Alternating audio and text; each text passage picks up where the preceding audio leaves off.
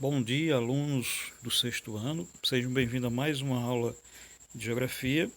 E na aula de hoje nós vamos falar sobre os agentes externos do relevo terrestre. Na última videoaula a gente falou dos agentes internos, né? O vulcanismo e o tectonismo são os dois principais agentes internos. Só lembrando que os agentes internos eles são responsáveis pela formação do relevo, certo? A formação das cadeias montanhas, das depressões e de outras formas de relevo. No caso dos agentes externos, eles são responsáveis pela modelação do relevo. Então, enquanto que os agentes internos eles deformam, os agentes externos eles modelam, né? Então, se os agentes internos são o tectonismo e o vulcanismo, os agentes externos, né, o que acontece fora do planeta Terra, na superfície do planeta Terra, são basicamente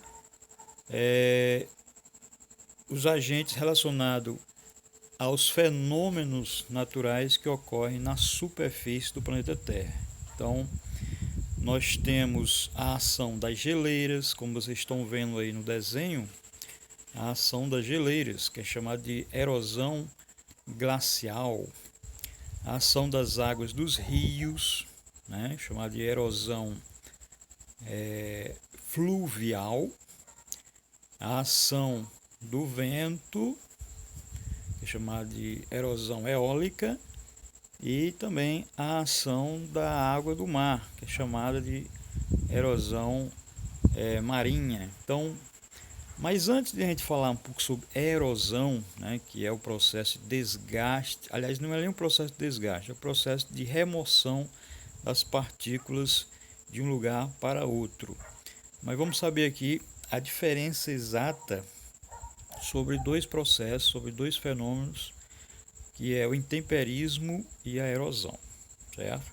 Então, percebam aí que o intemperismo ele é causado pelo desgaste das rochas, certo? As rochas vão se desgastando, vão soltando partículas de minerais, certo?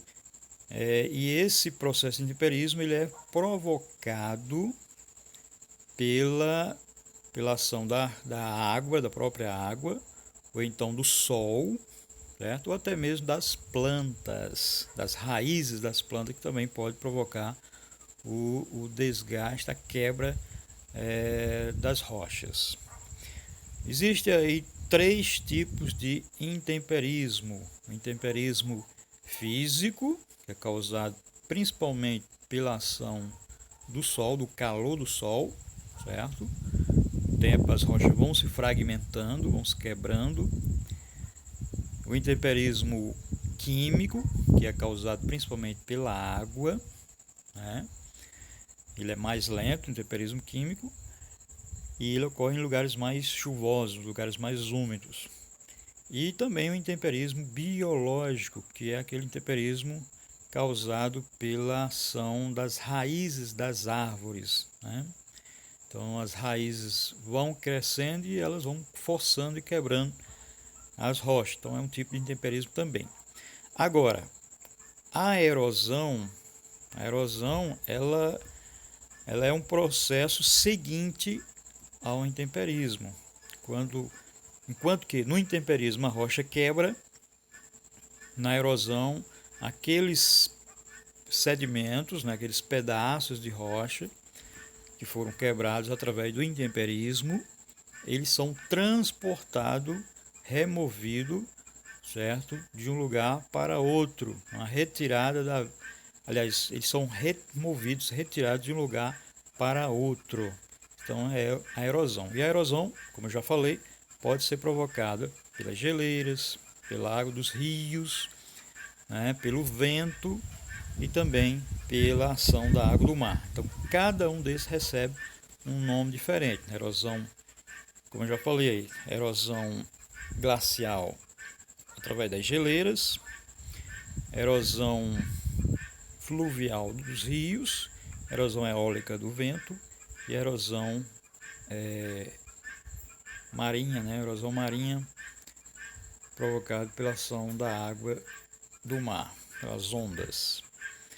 Vamos falar um pouco aqui sobre como acontece exatamente cada um desses tipos de erosão, né, provocado pelos agentes externos.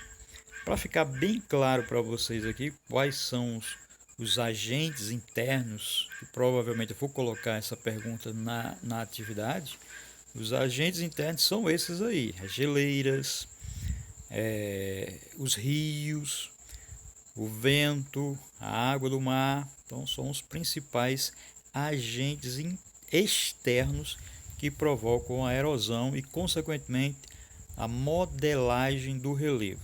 Só para vocês terem uma ideia de como os agentes externos modelam o relevo, vamos imaginar, por exemplo, uma montanha, né? Uma montanha formada por um vulcão, né? Como o Monte Kilimanjaro na África, que é uma montanha resultado de um vulcão que está adormecido. Então perceba que o vulcão, que é um agente interno, ele foi formado, né? Foi formado por esse agente interno, que é o vulcanismo, e é uma montanha, certo? Mas através dos milhares de anos, milhões de anos, com o vento, com a chuva, né, com as geleiras, que lá, como por ser muito alto, também vai ter geleiras em cima da montanha. Então, esses agentes externos vão provocando a erosão, o desgaste, a remoção dos sedimentos, né, trabalhando juntamente com o intemperismo, e a tendência é que, com o passar dos milhões de anos, essa montanha seja rebaixada. Então, as formas de relevos mais elevadas, montanha, os planaltos, as serras, num passado, há muito tempo atrás, eram bem mais elevadas e ao longo do tempo foram rebaixadas, foram remodeladas pelos agentes externos, pessoal. Então essas serras que nós temos aqui no Nordeste, no sertão nordestino principalmente, no passado, há milhares de anos, elas eram bem mais elevadas, bem mais altas.